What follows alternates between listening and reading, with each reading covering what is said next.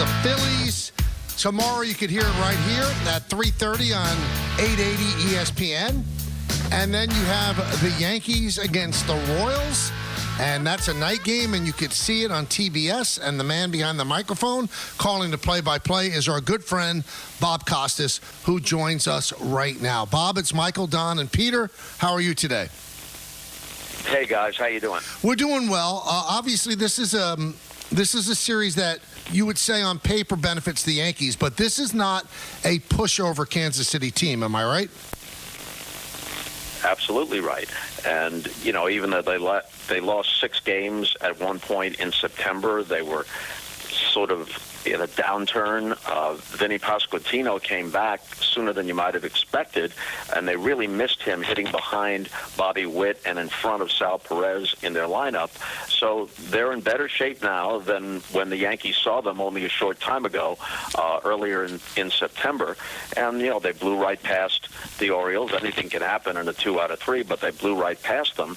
And they have 3 good starting pitchers, Waka, Reagans, and Lugo.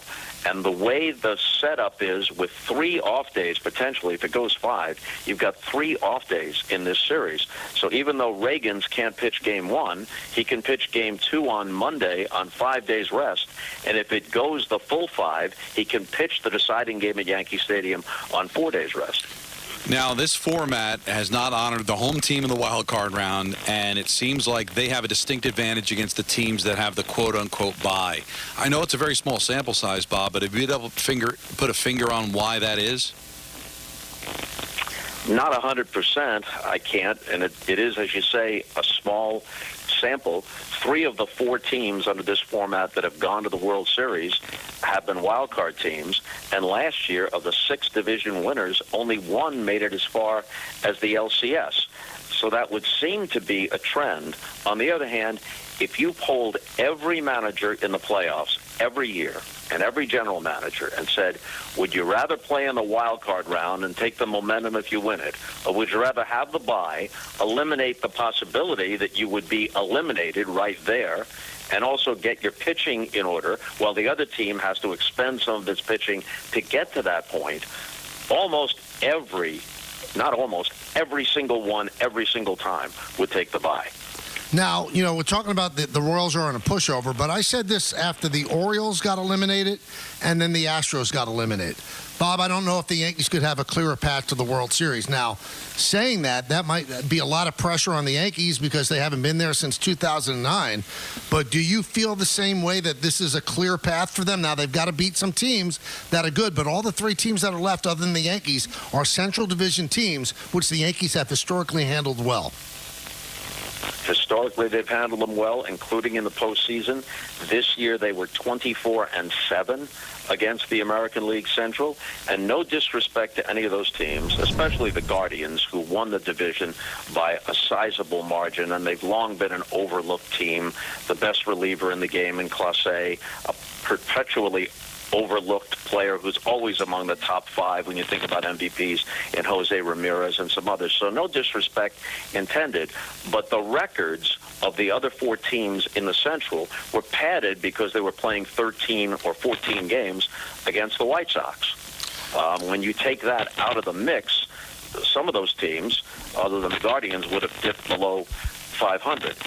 So the Yankees historically have been strong against the Central. They have that clear path, Kansas City, and then the winner of the Detroit-Cleveland series to get to the World Series, where they wouldn't have home field against the Phillies or the Dodgers, but they would against the Mets or the Padres. I'm not exactly sure what home field means anymore, but I guess you'd rather have it than not.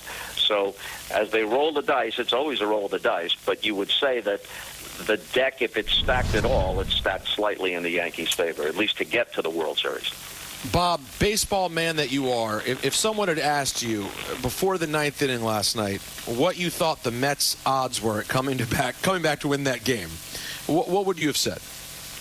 Well, very, very slim, not just because of the deficit, but because they're facing Devin Williams, who has been one of the very best relievers in the game for a number of years now. You know, Lindor works a walk. That was a big thing. He had had the only 2 hits that they had through the first 8 innings. Alonso gets count leverage at 3-1 and hits one out to the opposite field. I mean, I don't know. You can't count on this stuff. I guess if you replayed it on a computer 100 times, it would only come out in single digits in the Mets' favor. But as they say, in the booth next to yours, that's baseball, Susan. Now, I thought Boog Shambi had a great opening to his series that he did on ESPN, and he did the Mets and the Brewers, and he said, this is national coverage now, so we hate your team and we hate the team that you're rooting against as well. And, he said it obviously tongue-in-cheek, but we've had Joe Buck talk about it as well. And I did a national series between the Tigers and the Astros, and I find myself really trying not to lean one way or the other, because I really don't, but I try to get as excited about each team as I can, so neither team base thinks that I'm against them. Do you put that pressure on yourself, or are you beyond that now? I don't put the pressure on myself, but I'm aware of it because all of us are aware of it. And I thought you did a very nice thing when you gave a nod toward both the Houston announcers and the Detroit announcers. Their radio announcers are being heard throughout the postseason as long as their team survives. But on television, you get the network people. And I think that's a particular issue in baseball. Every game in football, even if you have a lousy team that only goes to a tiny portion of the country, every game in the NFL is handled by a network crew. And you would tend to watch that more than listen on a Sunday afternoon to the radio. Not that the radio announcers are insignificant, but you know what I'm saying. Mm-hmm. Nothing is like baseball, where you have your local guys all throughout the season. Some of them truly are excellent. Others are just okay, but the fan base is comfortable with them. That's what their team sounds like. And then network announcers come in. And no matter how good those network announcers are, there's going to be some yearning for, why can't we have our guys calling this? And then there's always going to be the perception. And every single network announcer would tell you this.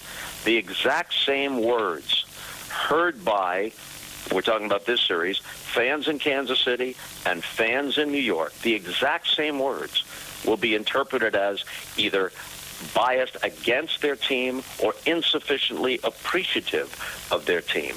And if your team in a particular game happens to be the road team, you're not thinking about something that should be obvious, which is that the announcer has to raise his voice to get above the home crowd's reaction. And usually the reaction to what a road team does, even if it's equally significant, you don't have to instinctively raise your voice. And it's not something you think about. You hear the crowd in your headset, and you bring your voice up to whatever the level seems appropriate based on what the crowd reaction is. All these things should be obvious if you think about it, but even if you're a fan with a PhD and otherwise completely logical, you're likely to be somewhat irrational when it comes to your team and how you perceive the coverage of your team. And I'll put it to you this way. In 1986, way before the internet existed, Mets and Red Sox, the NBC switchboard logged 1,000 calls complaining, roughly 1,000, complaining that Vin Scully and Joe Garagiola were unfair to the Mets. They logged 800 phone calls the same night complaining that, from Boston mostly, complaining that they were unfair to the Red Sox. And the difference can be attributed to the fact that Boston's a big city, but not as big as New York. And back then there was such a thing as a toll call to call the switchboard at 30 Rock. Vin Scully, right? The paragon of professionalism. But that's what was perceived. I guarantee you that none of us has ever received a letter back when people wrote letters, or an email, or saw something, on the internet that went like this.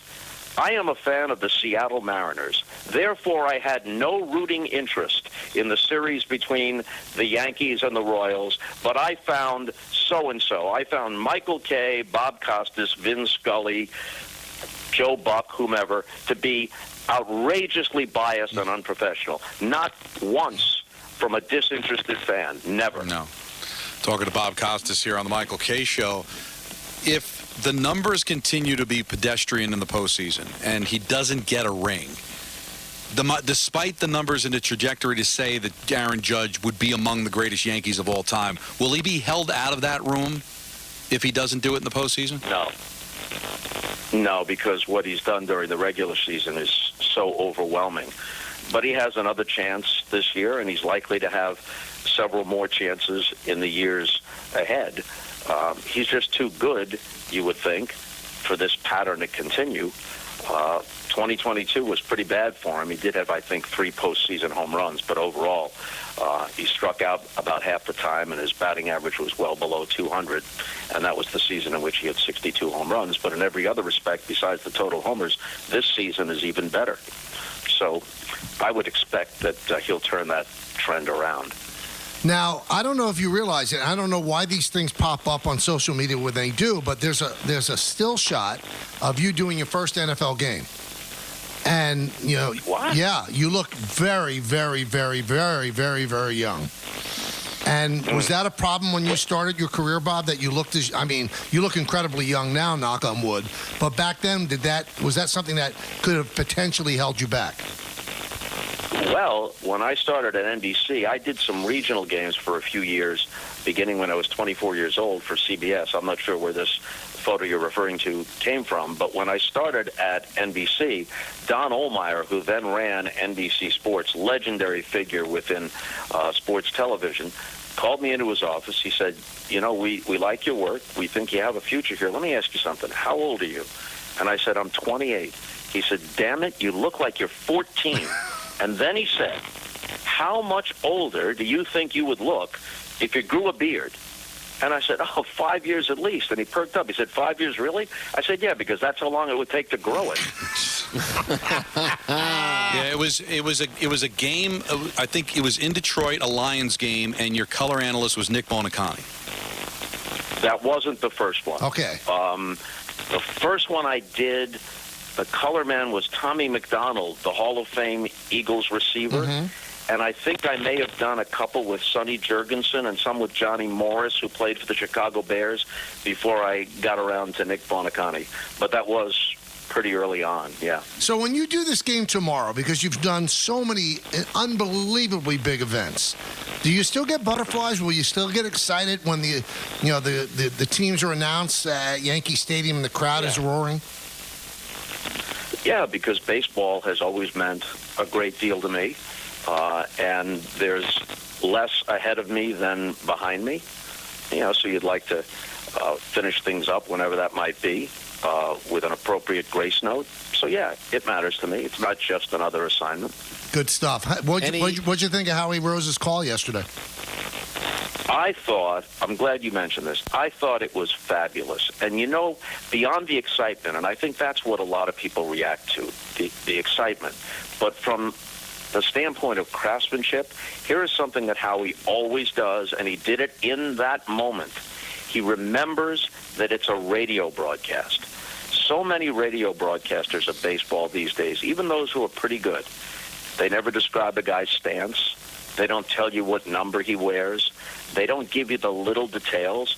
You should really broadcast on the radio as if you're broadcasting at people who don't own a television or are nowhere near a television. And if you listen to that call, even with all the excitement, he gets where Alonso is as he rounds the bases. He gets him coming down the third base line. He gets his teammates waiting for him. You're really able to visualize what's happening. Howie, I think, is among the relative few that are truly classic baseball radio announcers. And while we're talking about announcers, here's something, I've said this over the last few years. When you think about the K-Rod cast that you did with Alex Rodriguez or the Manning cast now, we know that the technology exists for the following, and it would remove the complaints that you began this conversation with. And sometimes it isn't a complaint against the network announcers. It's just a yearning for your own announcers, which is perfectly understandable.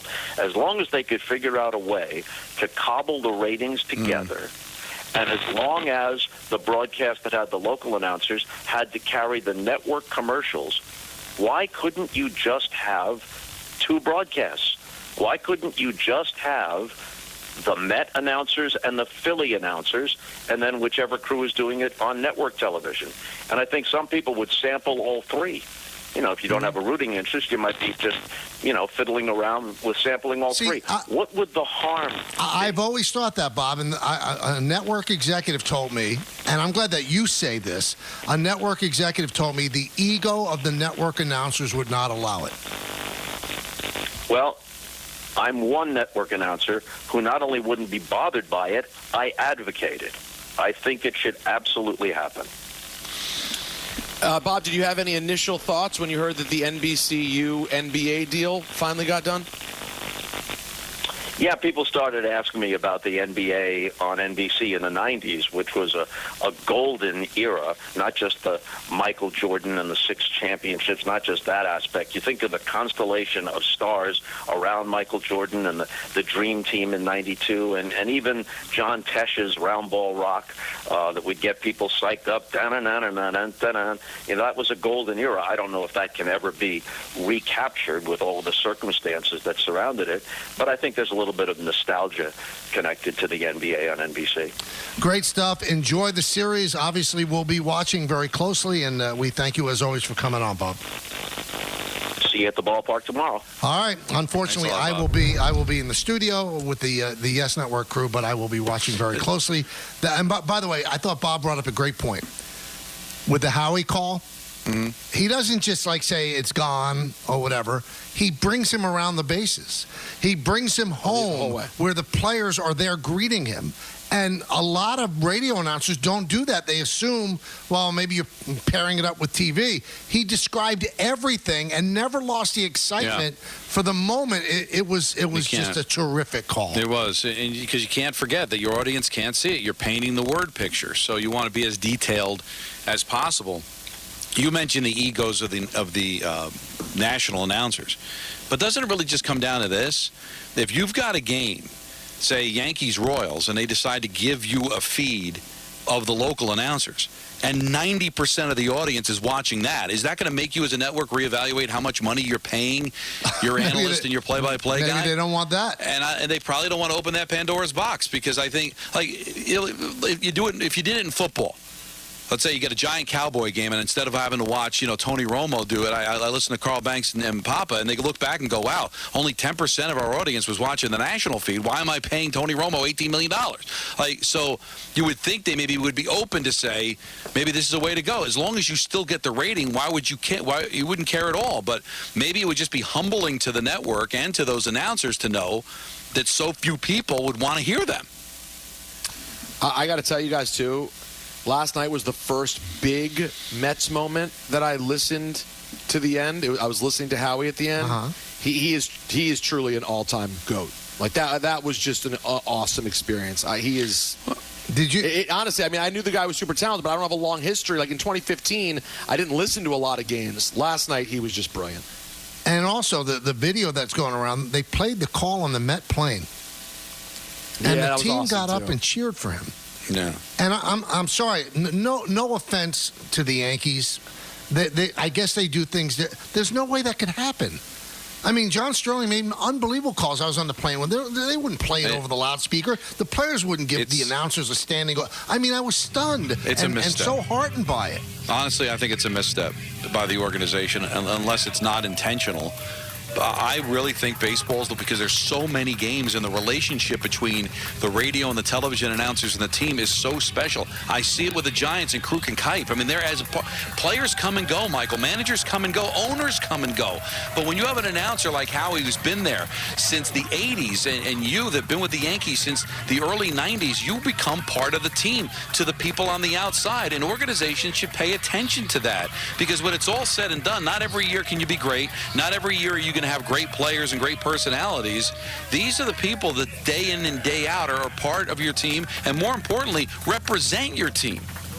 And they should be treated better.